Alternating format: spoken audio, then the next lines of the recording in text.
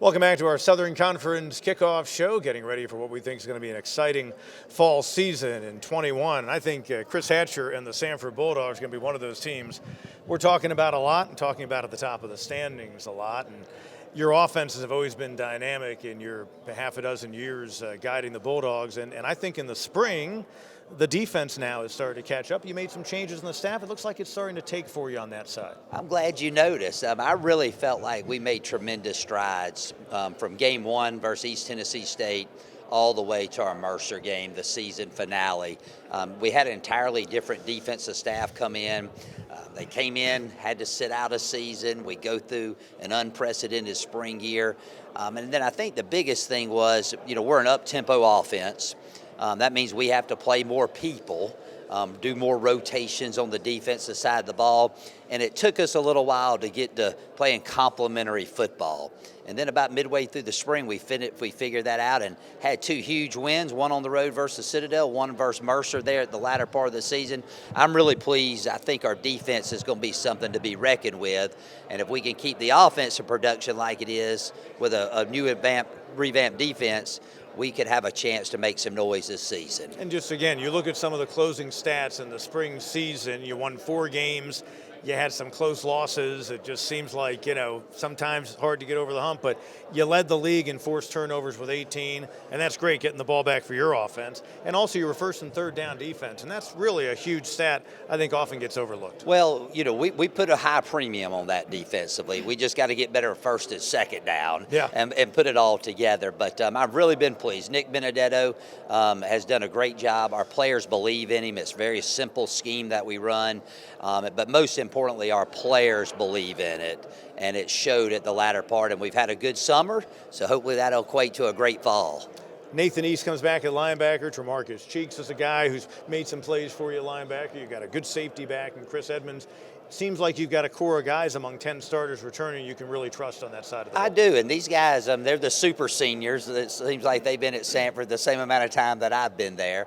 But it feels good to be talking defense up here with you. Well, I buried the lead, I know, but I thought, you know what, why not, throw a little bit of a curveball into things. I think our linebacking core is deep when you mention those guys. And then, you throw Chris Edmonds, but Ty Herring's a guy that's played a lot. Got a little beat up last year. Cottrell player, Armand Lloyd, Tay Berry, Jordan Nelson came on at the end of defensive end. Those guys, it's very hard to go against them at practice. So I really feel good about where they're at right now. And again, you think Samford, I always think offense. So what I did is I got journalistically creative, and I went and found the feature angle first on the defensive side. But offensively, again, 40 points a game led the SoCon, over 500 yards a game, tops in the league among the best in FCS. And as good of a quarterback as I think is playing in FCS right now, and Liam Welsh. Tell me about Liam and the growth you saw during the spring season. Liam is he's a great leader for our team and a great success story. He had to back up Devlin Hodges for 3 seasons, split time with Chris Oladokin, and really took advantage of this spring season. Here's a guy that didn't leave. He just hung in there. He's a Samford Bulldog man. And then had a tremendous year and being the Southern Conference Player of the Year. So whatever success comes his way, he's earned it, very deserving of it. We got a lot of playmakers around him. Our offensive line played extremely well. We ran the ball very efficiently last year. And again, even though defensively we may have given up some points early on in the season, those turnovers got the ball back to Liam, which allowed more opportunities. And if you give Liam, a bunch of opportunities, he's going to do something with it. You were 4th in the league in rushing offense, and that shows me great balance from a team that'll throw it all over the place. I mean, again, if you've ever watched the Samford Bulldogs play offense, it's a treat. It to me is appointment television. I know that whenever I do a game involving Samford, I better know every name that can touch the ball, and you've got many of those guys back. Folks have been around the program, a Stanton Aware, and A.J. Tony is a dynamic receiver for you. Yeah, we do. We have a lot of playmakers. Just like defensively, we just got a lot of guys that we just got to get on the field and give them some time to grow and make plays. And then, of course, Ty King is a guy that came out of nowhere last year and had a tremendous season. So, again, You never know. I've been in this league, I guess, this is probably 9 or 10 years. I've got you for 7 in the league in terms of your Samford existence, Right. but I know there was a previous 3 life at Georgia Southern. I'm excited. I really am. Well, I'm excited about where our team's at and looking forward to a great fall. And I mentioned, as you said, Ty King, he was second to Tony in catches. The guy that intrigues me on your team, Montrell Washington, because great special teams player, of course, but maybe also more that can be there as a wide receiver. I don't know if you'd use him in the slot, but tell me more about him. He's a guy that you just got to get the ball in his hands. I mean, he's a dynamic punt returner, as we all know. He's been playing slot receiver. We try to get it to him on jet sweeps. Anytime he gets the ball in his hands, there's a chance that he can score. And you sit here, well, why didn't he touch it more? We sure enough try, but the defenses know that too. But he's a great young man, tremendous special teams player all the way across the board. Again, a great leader on our team and just a tremendous talent all the way around.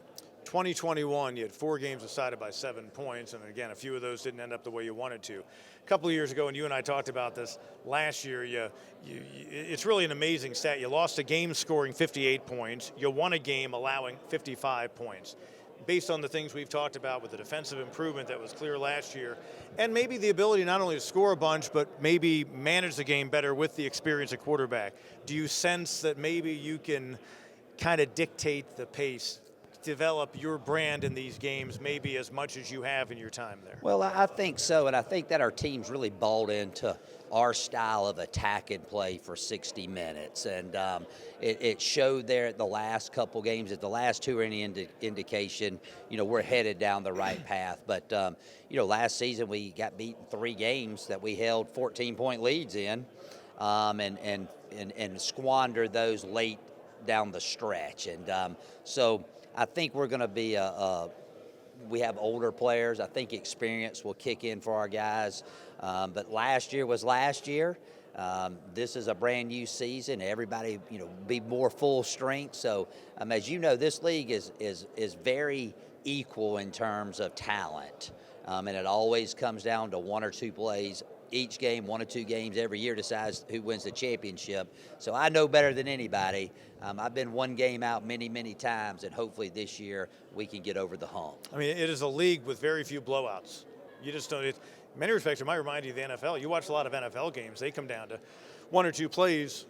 You're a testament to the fact you see that in this conference. Well, there's no question. I think, in 19 or 18, we went to 4 overtime games. Yes. This year we win 4, but the 3 we get beat by a touchdown. So each week is always a battle. Great players in this league, but just as importantly, I have tremendous respect for every coach in this league. They're good coaches, they're good men, and when you show up on a SoCon Saturday, you better be ready to play.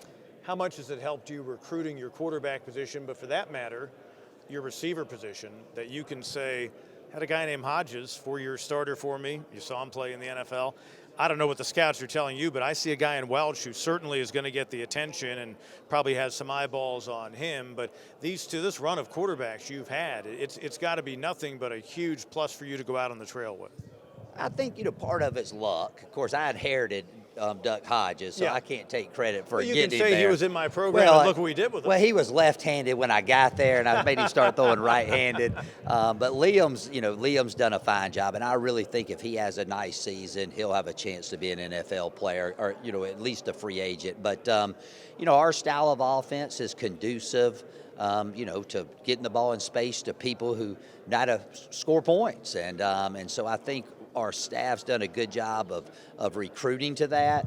And I think on the defensive side, our new philosophy on defense, our guys have really done a good job of recruiting to that style of play, which is they're very complementary. That's why I hired Nick Benedetto. He thinks like I think. Just took us a little while to get on the same page, and hopefully that'll mean good things for Bulldog fans this upcoming season. What was the biggest difference in change of philosophy on defense that began to get the numbers turned in your direction? Well, I have an old motto: do simple better. I'm a simple guy, and I felt like that Nick, he's a simple guy too, very dynamic. He's a lot smarter than I am, but he's made it in such a way our players can play fast.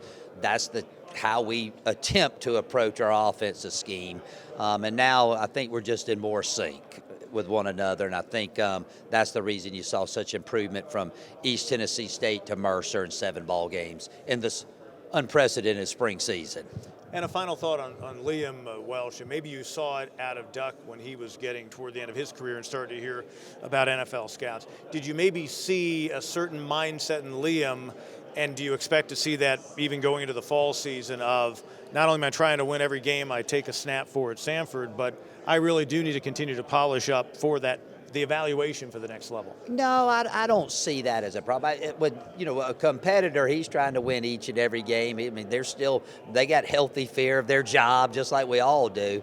But I really did see at the latter part of last season, that's the most comfortable I've seen Liam in the 5+ years he's been on our team. So he's really worked hard this summer, and he wants to be the guy that gets us over the hump, and then he'll let the chips fall where they may. But I do think there's a good chance we may be seeing him playing on Sundays in the near future. Indeed. Chris Hatcher getting ready for year number 7 with the Samford Bulldogs, and he's going to have his team playing exciting football, and most likely, I think it's assured, in the hunt for a Southern Conference championship. We come back, we visit with Rusty Wright of the Chattanooga Mocs when we continue on our 2021 SoCon Kickoff Show.